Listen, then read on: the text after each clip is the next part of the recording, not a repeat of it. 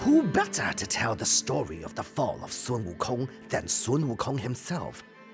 I am named Heaven's Equal by immortal demons and eternal queens alike. I mastered the 72 powers of transformation. I escaped the mythical mountain after 500 years in chains. I know the names of every monkey ever born. I am the Monkey King, the greatest warrior to ever walk the worlds of reverie. My brush weaves words as gracefully as my staff wreaks havoc. I am the equal of all poets. This is my tale to tell. This is the magnificent story of the tainting of my crown by jealous, fiendish rivals which led to my great demise, doomed to walk among mortals in their shattered dreams. It is said that every great warrior needs a great foe, just as a good carpenter needs good wood. I shall defeat these nightmares who have kept their names a secret. Just as a clap cannot produce sound with a single hand, neither can a god be slain before the deaths of his rivals.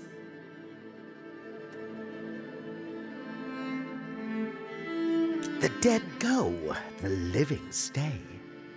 So it was written on my palace walls, where I ruled with mirth and marvel. To live is to dance in celebration of all the treasures the heavens have bestowed upon us. In my palace, music filled the air like petals graze the wind, announcing the coming of cherries and plums. The only law I set to enforce was that of constant celebration.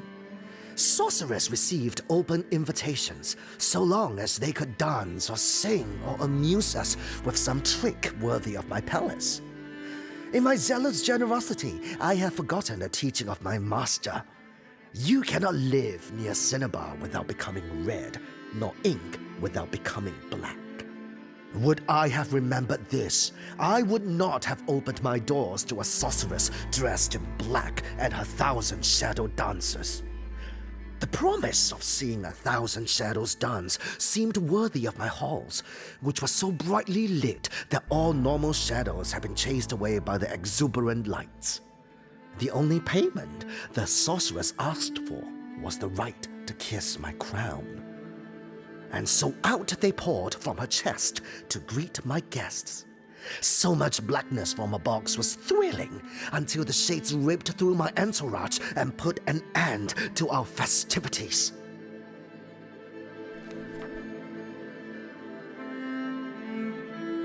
As morning light dispersed the darkness from my tarnished halls, and lust of battle fled my veins, I was taken with a pain I had never before felt. My immortal blood dripped from several wounds I had taken in the fight that would not heal. My foes had fled, their dark deed done. My guests were dead or gone. This mysterious sorceress had cast a curse upon my crown, and now I was mere mortal, vulnerable to death. Sun Wukong could not die here. I must make my story right. What the mouth speaks means nothing. Only deeds can be judged. I wandered reverie in search of the dark sorceress and 1,000 shadow dancers. I met a piper who knew not of the sorceress, but said my description of the shadow dancers reminded him of what he called nightmares. He proposed that I join the Ravenswatch and fight amongst their wardens who have vowed to rid the world of these demons. I laughed at the man and went on my way. I am Sun Wukong, Heaven's Equal. I do not fight alongside mortals. They would only slow me down. How could mortals be worthy of mention in my spectacular tale?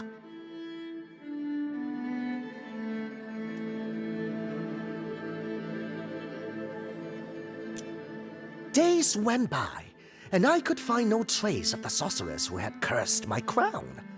I came to feel that the shadow dancers feared me and so refused to fight. I then remembered the teaching of my master. Sit by the river long enough, and the bodies of your enemies will come floating in the current. After 7 eternal minutes of waiting that nearly drove me mad, a beautiful woman came by, her hands spitting ice, freezing the stream so she could cross. I quickly went to her and asked if she were a goddess.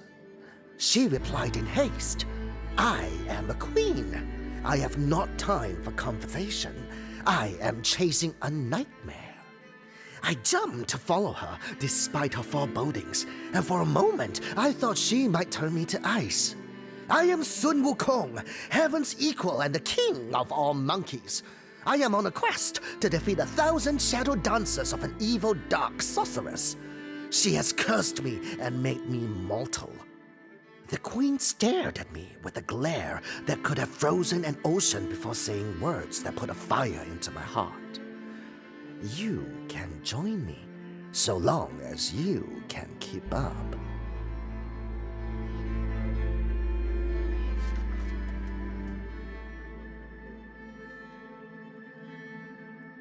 I have been made mortal by a treacherous sorceress, but my prowess in battle is the broth of legend's soup. I am cast of the iron reserved for statues at the Heaven's Gate. Monsters I destroyed, nightmares I chased, witchly plans I foiled. Yet still the wardens show me little respect and would not make me their king. Tethered by my mortal coil, it proved difficult to outfight my unequals in battle against the monsters. I could pounce like a tiger, but no longer jump from mountaintop to mountaintop. I could run faster than a breeze, but no longer outrun the winds. Still, I made certain to be the first warrior to charge our foes in battle, even when the other wardens called for a stupider strategic approach. The fruit does not wait to fall according to the will of the tree, but rushes to the ground with determination, regardless of the bruises it knows it will suffer. I lunged, tail flying, facing 3 nightmares with nothing but my staff. For the first time in my glorious existence, I tasted the sour milk of defeat. Wounded, I fell, with eyes wide open. I could see nothing but stars. I thought I would now visit the halls of death, but it was not my time. My mortal life was saved by Nice, the Snow Queen, the Sorceress of Ice, and now the salvation of Heaven's equal. I would not be alive to write my glorious tale of doom and demise had it not been for that mortal's intervention.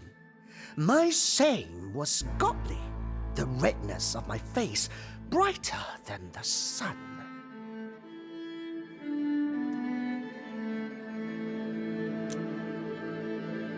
The next day, my tail had lost its bounds, and my head weighed heavy on my shoulders.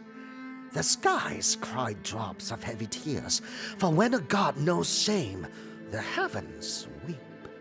It was then that I heard the screams of villagers, and without thinking, ran to defend them. I laid low a dozen monsters and a nightmare that day, and caught a glimpse of the sorceress where I kissed my crown. My foe was Baba Yaga. My vengeance had a name.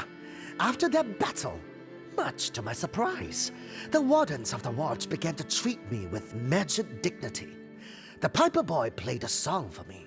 The old warrior chanted a poem. Nice, the mortal sorceress, took my godly paw and shook it proudly. She told me that I was a fool, but a brave one. That I saved a dozen souls of reverie that day. This time, she added, you knew you could die. Like a riddle from my master, Nissa's words gave me pause. Are these humans in their mortal bodies braver than we gods? They fight, always knowing that each moment might be their last. Their lives, a tiny pebble thrown into a giant ocean. Their tiny ripples fighting tide and waves to change the fate of reverie. I remember then my master saying something about a butterfly causing a cyclone. Or might it have been the sneeze of a dog?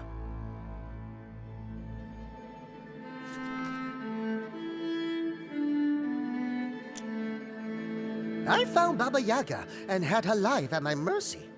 I ordered her to remove the curse upon my crown, to take back her putrid kiss. She laughed at me and told me she was proud. I, the Monkey King, Heaven's equal, had defeated her in the body of a mortal. What greater fate was there than that? She would gladly now remove my curse so that I might return to my former life of deathless glory. I sensed in her words a trap. How could I return to being a god when I had become the greatest of all mortals? Ah, the clever witch. All my great feats of courage would lose their savor if I were to be freed of death and my powers returned. I refused that she undo her dreadful kiss. I would wear a tarnished crown, for under it I had made myself a champion equal to no other, equal not only to the heavens, but all the hells as well.